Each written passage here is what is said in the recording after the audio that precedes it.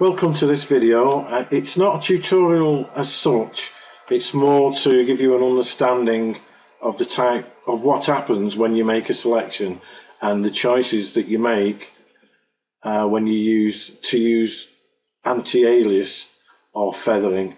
I'll just go through it quickly, and what I'm going to do is select all three of these objects. First one with anti-alias ticked, then without ticked, and the third one with a feathering applied. So I'll go up to my tools, and I'm going to click on the first box on the left to make my selection. I'm going to give it a feathering of 0, and by default the anti-alias box is always ticked. So I'll make a selection around the first one with the anti-aliasing ticked.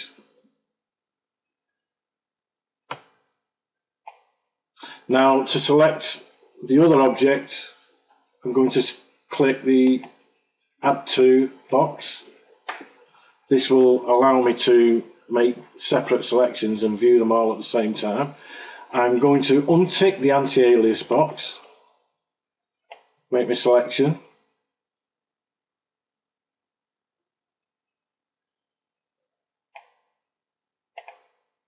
and now the final one on the right, I'm going to use feathering, and it doesn't matter whether I have the anti-alias box ticked or unticked.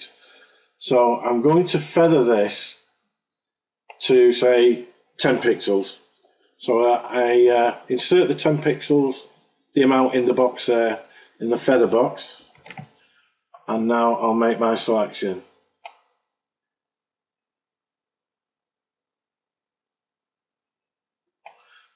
Okay, there's my three selections, and they all look very, very similar.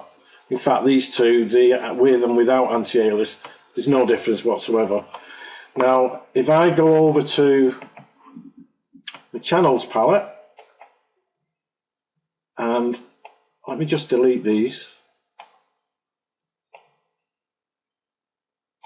Right, if I go over to get rid of them, now I've got this shown here now, the three things here. If I click on the square at the bottom and add an alpha channel 2,